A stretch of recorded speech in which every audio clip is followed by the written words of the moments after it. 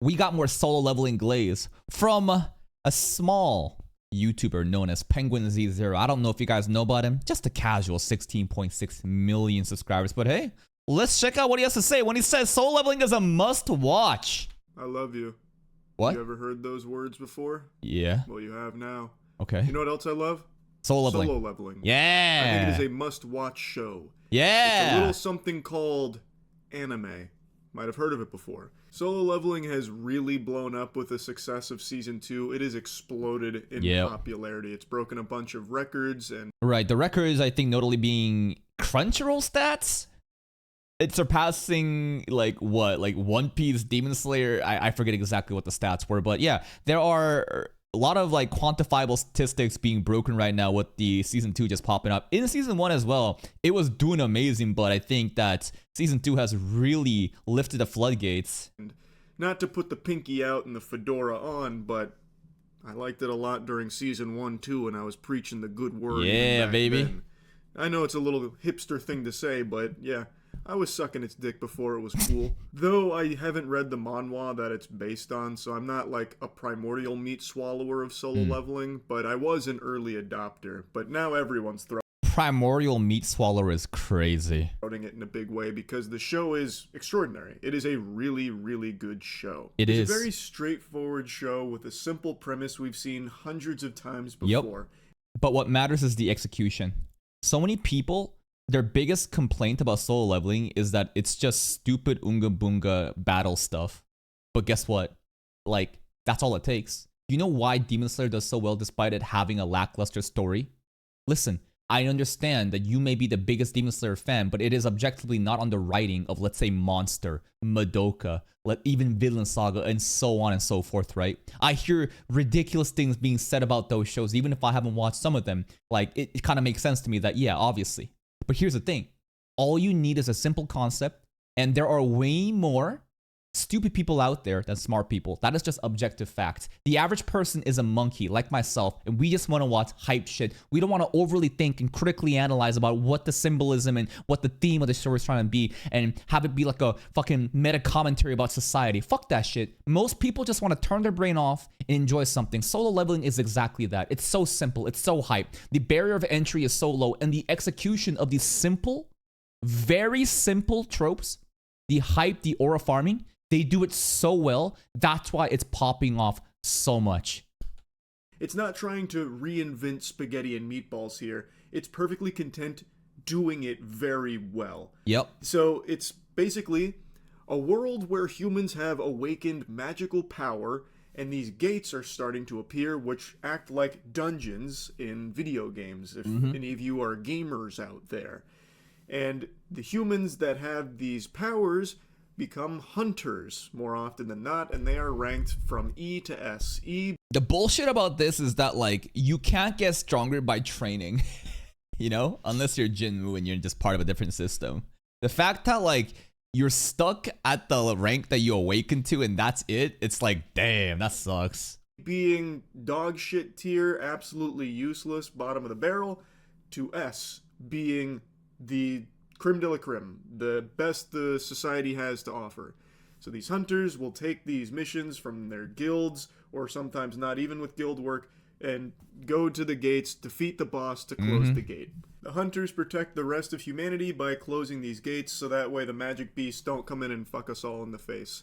Dungeon break. And that's kind of the whole idea of the world in a nutshell, and we follow the weakest hunter of them all, Sung Jinwoo. Now, real quick before I dive into what makes the show super special and extremely good, I'd like to thank the sponsor for this video. Big thanks to DC Dark Legion for sponsoring this video. Hashtag ad. DC Dark Legion is a new official DC game. It's available through the iOS and Google Play Store, so available on mobile and PC.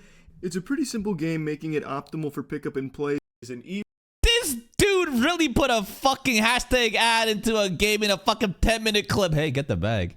Hashtag ad. Go use your fucking, I don't know, the penguinz0 code for that. Anyways, let's get to it. Wu is an E-ranked hunter who is absolute trash. He can't fight shit, and he is useless to pretty much every party he's on. He is a knuckle sandwich magnet.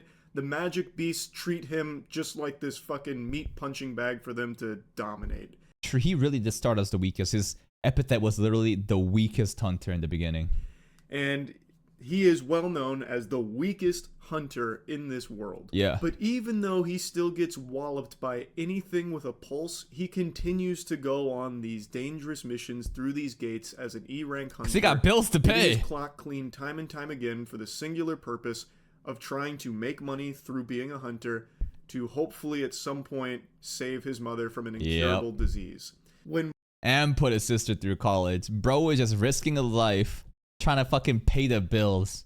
But then again, that is reflective of real society too. One of his missions goes awry and everyone in his party starts to be slaughtered from a gate that turned into something a little bit more. Sung Jin-woo is facing death directly. And he is lamenting how all of it is playing out. He is sacrificing himself to save others. And it just feels so unfair. And right before... The betrayal, man. The first 2 episodes, that episode 2, the betrayal from everyone involved in that raid, minus a couple characters, because of the old man had to obviously leave because, you know, Juhi couldn't fucking walk and he needed to carry her out. My God, that shit was peak. He's about to perish. At the last second before his death, he was chosen by the system to be its player, which gives him an ability no other hunters that we know of have. He gets to level! The ability to level up. So he can level up his strength and everything like that, just like a video game. And now, Sung Jin-woo has unlimited potential through his ability to level up. And he also gets quests, he gets items, he gets summons. And we get to watch him go from the weakest hunter in the world to the strongest hunter the universe has to offer. And very simple premise so far, right? But here's the thing. I've seen so much slop garbage power fantasy shows that I think I'm the best person to give like an analysis on why people appreciate solo leveling and why people are fine with Jinmu rolling people right now. There are some shows, isekai animes, where the main character starts off OP immediately right after episode 1.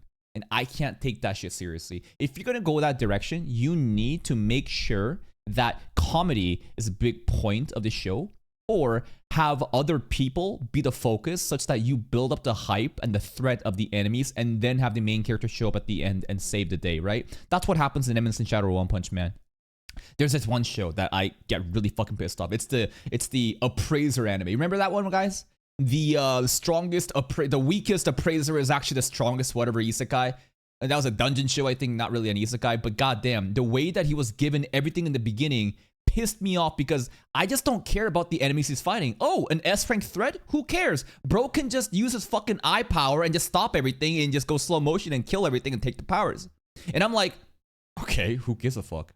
And if you look at what Sung Jin-woo is doing right now in season 2, he pretty much doing the same shit. He rolls the enemies. He says, wakey, wakey. Then we get a new Shadow Army guy and everyone's popping off. But here's the reason why everyone is perfectly fine with how Jinmu is popping off. It's the initial earned training, right? How much he struggled, how much he earned the power progressively. The power scaling made sense. All of season 1 was him grinding, struggling, and eventually overcoming these challenges and becoming stronger and stronger to the point where he can start to basically roll people in season 2. And because of that, I'm fine with it. I'm like, he earned this shit. It makes sense. We're part of the ride and I can enjoy the payoff. The payoff in these other shows where you don't have the fucking struggle is meaningless. There is nothing of value that I can appreciate from a guy that was immediately strong from the beginning. Unless, again, you go on a different approach like One Punch Man or Eminence in Shadow, where, again, comedy is a big focal point of it, and you basically bench the main character and have these side characters be the focus, handling the enemies, increase the stakes, the threats, and then have the guy show up. That's what Solo Leveling does so well. The progression is so good. The way that they're able to make Jinmu progress slowly with the audience makes a lot of sense why he became strong, so we can cheer for him when he starts popping off. At least that we've seen so far. As I said earlier, it's not a unique concept. This is a premise I've seen explored before in other shows as well, but Solo Leveling does it very well.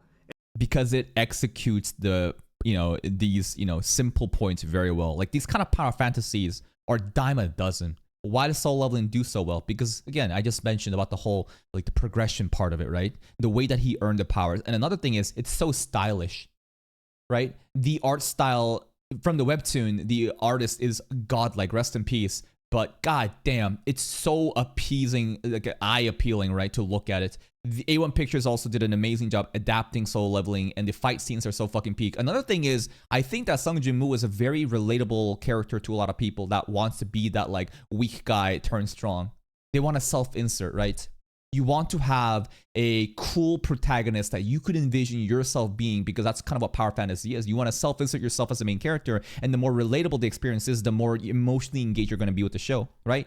Guys want to be Sung Jin Woo, and the ladies want Sung Jin Woo. Now you have both markets, right? You have girls and guys that are glazing Jinwoo, and that's why the potential for viewership is so much higher. There's shows like Chainsaw Man where it's unable to do that, because Chainsaw Man panders towards just guys who are simps for Makima. The girls don't really care about that. Yeah, I know there's some other characters that's pretty hot and kind of cool, but like when you don't have like a Gojo Satoru, when you don't have like a Giga Chat hot guy or some kind of character that appeals to both sexes, then you're kind of already removing half of the market cap. Solo Leveling does such a good job in, you know, hitting all demographics. And it's also beautifully animated. The big thing that has blown Solo Leveling up is its action. Yeah. The animation for all of its action, and there is a lot of action, is just to a top-notch degree that people are loving it. Just look at Demon Slayer, man. Look at Demon Slayer and how much success it's having. Is it because of the intricate deep plots? No. It's because the movie tier animation that Studio Ufotable is able to output. And yes, it's Studio Ufotable, not Ufotable, by the way. Because of that, right? You pop off with the action. Who are the biggest demographic that has time to watch this shit too? Kids. Battle Shonen is the biggest genre because there's more kids that have free time to sit down and watch than a bunch of 30-year-old dudes who's got like a family and jobs to fucking do, right? So you appeal to the biggest demographic using hype battles to pander to them. It just makes sense. And it helps that it is well written. Like, it is a good story. It's okay. It's not the deepest story that I've read, right? It's nothing so insane. Maybe season 3, season 4, with the monarch system at play, which they're heavily teasing of what are these monarchs, right? Maybe it's gonna get deep. With the national hunters, right, coming in, the power skill going through the roof, and as we go to the next arc of Solo Leveling after the Jeju Ant Raid, who knows? Maybe it's gonna be insane. But right now, I think it's a very simple story akin to Demon Slayer, where it's nothing special. It's very simple. But that's fine. You don't need complex plots, thought-provoking themes. All you need is simple shit that people can relate to, low barrier of entry, and deliver. Execute on what you're good at. You're good at the hype building. You're good at the aura farming. Just do that well, and the people will come. And it isn't like always. Yeah, also, simple doesn't mean bad, exactly. And complex doesn't mean good either. It's all about the execution. It's just right in your face. Everything's just like, you know, put the square in the square hole. There are a lot of twists and moving parts to the narrative itself, but that's not, I would argue, that's not like the bread and butter of the show. The big thing that people love is Sung Jin Woo and his aura farming. He's so cool, man! He's so cool. He is such the perfect mascot, man. He's so cool. His drip is immaculate. His hair is so stylish. He's tall. His chin is pointy. Bro just casually shows up and everyone is glazing it on their knees saying, oh my god, the aura is too much. And that's what people want. The power fantasy, the relatability. Guys want to be him. Girls want him. As they call it. But just the way that he is able to fight and the way he's able. Also, by the way, aura farming is a concept that's been happening since like back in the 90s or 80s or even before that, bro. Aura farming is Zoomer lingo that's finally able to capture what it means to like have hype, have or like be cool, right? What does aura farming mean? Like, it just means that Jinwoo is cool. It means that he's so nonchalant, he's so sick, the way that he just treats everyone so casually, being so strong, he overcomes every challenge, he just looks sick, right? That's it. Aura farming is simply just looking cool, but just zoomer coded. That's it. In like another, in like 5 to 10 years, the next generation, Gen Alpha kids are gonna come up with some other fucking googly gop, you know, term that's gonna basically be the same shit, and aura farming will be like a boomer lingo, and something new will happen. Able to get stronger, and we get to watch him fight stronger and stronger enemies as he comes up with creative solutions to the combat. He gets so many items, so many abilities, and so many summons at his disposal that it makes every fight feel super fucking fresh and really cool. Yeah. And the animation is breathtaking. Top notch. This is, I would say, this is up there with like Jujutsu Kaisen level animation. Which I don't think is a false take. I don't think it is on Jujutsu Kaisen season 2 animation caliber completely. Does it surpass it? No, I think that the Sukuna versus Maoraga stuff, right? JJK season 2, I think really put a new like bar of expectations for like peak animation. Doesn't mean Solo Leveling isn't bad. It can't, you know, compete though. I don't think like it's surpassing it, but I think yeah, up there is a totally fair way to put it. Like their fights, I think are so good. Thank you, Yoshihiro Kano, and so many more other talented animation directors that's able to just deliver such quality. Remember, it's not about the studio, it's about the people working on the project, and a lot of them are freelancers. It also has an absolute slapper of a soundtrack. So Hiroyuki Sano, baby. Whenever you have hype, you know, animes like Attack on Titan, Hiroyuki Sano is always there to deliver. During some of the fights, you'll hear the OST kick in, and it just elevates it to such a hype level. Yep. Now, while I think Solo Leveling is a must-watch, I don't think it's a perfect show.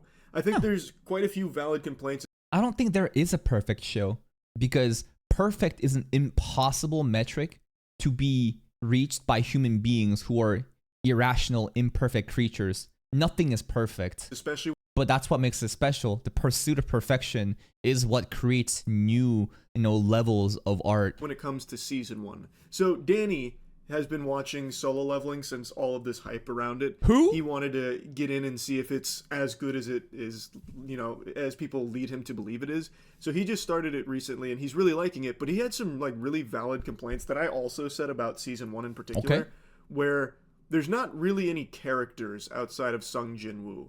Like, yes, there's some other people that are introduced, but they're never really fleshed out. They're kind of just there in the background, just because the show is called Solo Leveling, right? You're looking at the progression of this man who is solo leveling. There are side characters here and there, but they definitely do not get fleshed out. The side characters in Solo Leveling probably is the weakest part of the story. Like, what character is so developed that you can truly say that, like, wow, they matter to the story that much? Juhi gets a little bit here and there. She had like a conclusion of her own story arc in season 1. Guildmaster Che is just constantly having fucking PTSD about the ants, but that's about it. Chahin just gets teased here and there. Jinho is there. Jinho is there to kind of like, you know, be with Sung Jin-woo. I think he's definitely the one of the other few, you know, side characters that gets developed more and more. But other than that, not so much. Kind of idly doing shit while Sung Jin-woo is going through all of these gates and his own quests by himself. I mean, as the name would imply, solo leveling. True. But that kind of makes it so you never really get to care about anyone besides Jin-woo, because you just don't really get to know anyone besides him. And it turns out you don't need other people. If you have such a strong main character that is so cool, relatable, that everyone wants to be, right? That's all you need. Like, Solo Leveling success proves that you do not need strong side characters to really have a show be so appealing. Have a strong fucking lead that's appealing to so many people and deliver amazing hype animations around it, and boom, you got it. Which for some people, they're not going to give a fuck, but I do think it is a valid thing to say. You know, felt a little underwhelming that you only have one character that you ever really care about, and that also every fight Jin-woo gets in usually wraps up in like 1 or maybe 1.5 episodes. Throughout all of Solo Leveling, we're watching him become just fucking busted strong. Like, he is overpowering everyone. I don't agree with this because the anime portrays the fights to be more of a struggle than in the manhwa, right? The Baraka fight, well, we were kind of struggling there. Baraka was popping off. The Tusk fight was different. The Tusk fight definitely felt more of like a complete demonstration of power. The Demon Monarch Baran fight was way more of a struggle, and the Ant King Beru fight was also a struggle, which the anime intentionally did. They strayed away from the source material where he just kind of rolled him because, you know, you want to make him struggle a bit to kind of keep the fight close. You don't want to be under the assumption that there is no threat at all. Pretty easily most of the time. There are a lot of times, mainly in season 1, where it is like life and death. He gets very close and then squeaks it out. But for the most part, he is dog walking them. He is absolutely eating their lunch. He comes through. He's got, you know, hands by his side, cool, calm, collected. Aura he farming. Just fucks them. Aura farming. And it's very hype. It's very cool. Yeah. But I do think it could. And that's the thing, right? Because of how much struggle we had when he starts rolling these enemies, we feel the hype. We're like, fucking get him, Jinwoo. I don't feel that in the other animes that we watch where the main character gets given everything immediately off the start. That is a terrible fucking thing to do unless you know exactly what you're gonna do, like Eminence in Shadow again. Would be kind of lackluster for people where you build up to this really strong boss fight that ends in like 5 or 6 minutes because Jinwoo just slaps them around. But like, what's the alternative? Have a battle shonen formula like One Piece where the fight lasts 30 fucking episodes while you're skipping from one scene to the other that builds no hype and loses momentum? What's the alternative here? Like, the fights are relatively short. It does get handled in one episode, right? But I think that's not a problem. I think having a concise, absolute Sakuga fest and deliver godlike animation and end a fight in the span of one episode is better than dragging shit out for fucking 5 episodes. Like, bro, what are we doing? Like that shit happens in One Piece so much. Yeah, insert flashbacks in between fights too, bro. That shit is ridiculous. You lose the momentum. It's stalling. It feels like, okay, he's like One Punch Man almost at this point. You know what I mean? Like, I could see why that could be not as satisfying to watch for some people, but for me, and I guess tons of other people, it is. Because the fights are still really beautiful. Yep. Jinwoo, I still think, is a really strong character. Like, I don't think long fight means good fight. I don't care about the length of the fight. I care about the quality of the fight. You can stall time all you fucking want. If the nature of the fight scenes that you're dragging out is boring, why are we doing this? What purpose does it solve, right? I care, again, the quality of the fights. If it's a minute fight that gets executed well through insane animation, I'll take it over fucking 3 episodes dragged out for a very mediocre ending. Character, not just like in terms of his actual power, but like I actually think he is just a compelling character to watch and root for. Yes, but it is fair to relatable. say that if he's never challenged, it would get stale. Because you want to see him actually have to try and struggle against a really strong enemy where he finally overcomes it. You know, that's... And he does struggle, right? We're talking season 2 content. Baraka, Baran, Beru. The 3 Bs. I think that there are moments of struggle. He doesn't just steamroll them. Part of the hero's journey. And we do still get that. But I definitely recognize that in season 2... we're mainly just watching him go ballistic and never really getting into a situation where I felt like, oh, he might lose or he's going to have to really squeak some miracle out here to win this. It always felt like Jinwoo was firmly in control during all of it, even the strongest final fight. Now, in season 2, we do get to learn about a few more characters to actually give a fuck about, which I think is very nice. So in season 1, it's pretty much only Jinwoo that anyone is gonna care about, but season 2 we get a lot more characters coming into the fold because now he is an S rank and everyone knows now. Everyone in the world knows he's an S rank, so now we get to meet the other S ranks, and some of them get a little bit of depth added to them, which I think is good. Which I think doesn't matter because we are beyond the S ranks now. I think that the S ranks that we were introduced to has served their purpose and they're done with the ant raid. And now we're going to go into season 3 territory with the power scaling going as we now have to hang out with the national level hunters, you know? like the gap between Jinwoo and the S ranks isn't even funny already. Like they're straight up NPCs that's just cheerleading, you know? We're beyond that point already. Season 3 beyond, like, we need some new friends. We need some new rivals. We need some national level hunters to pull up. That dude from China was glazed up, right? We got Thomas Andre as well from America. That's going to be pretty exciting. Because there should be more characters that you give a fuck about other than Jinwoo. Even though I think Jinwoo is always going to be the biggest draw in solo leveling because he's the most interesting and most hype character the show has so far. But it is nice that now there are some other characters that we get to learn about in season 2 that I think people would like to see stick around and not get, you know, eviscerated.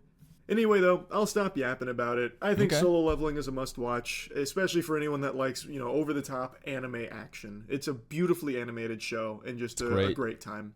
That's really about it. So, yeah. And I can't wait for people to maul about this, bro. How could people be mad about this show? Well, it's probably people that, like, didn't get on part of the bandwagon of like hype and they feel like they're missing out and they want to reject it because it's like something popular and missing out, and it's like a natural human, you know, human reaction. Comments? What's the comment saying? Let's see. What's the comments? Sure. I'm just looking for the hate. Primordial Meat Swallower was crazy. Nah, these comments are very normal. They're very reasonable. There's no one, you know, complaining and crying about what's going on. I think solo leveling, it's extremely fine. Sure. Writing is utter garbage. That's just wrong. Simple writing doesn't mean it's garbage. What are you talking about? It's not technically an isekai that feels like watching the most generic, high-budget isekai ever written. That's just so fucking wrong. If you enjoy the manga, you...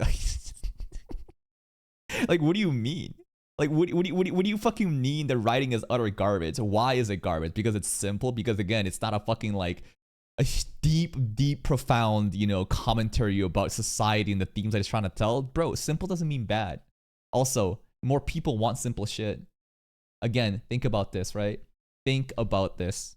What appeals, like, there are more stupid people than these hyper intellectuals, right? That sit on their armchair just analyzing anime and TV medium as if it's like a fucking PhD thesis. That's just go get a fucking job, man.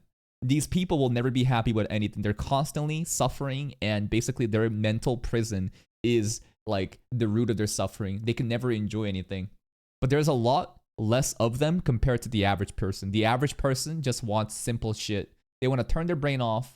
They're coming back after, you know, hard days of work or school. They want to turn their brain off and enjoy something rather than analyzing every single bit of story. And Solo Leveling is perfect for that. It's a very simple story. It's very hype. It knows the identity of the show and it's able to deliver upon it. The main character is such a cool mascot. Sung Jin-woo was so appealing to both male and female genders, right? It just captures the entire market. The fight scenes are super hype. The soundtrack is hype. What more do you need? It's that simple, baby. You don't need a big brain show to be, you know, appealing to have success. All you need is simple hype and execute the simple concepts. That's pretty much it. Please go check out Moist Critical's channels. If you give the video a like and subscribe to him, maybe this small YouTuber can reach 20 million subscribers by the end of the season or this year. See you next time.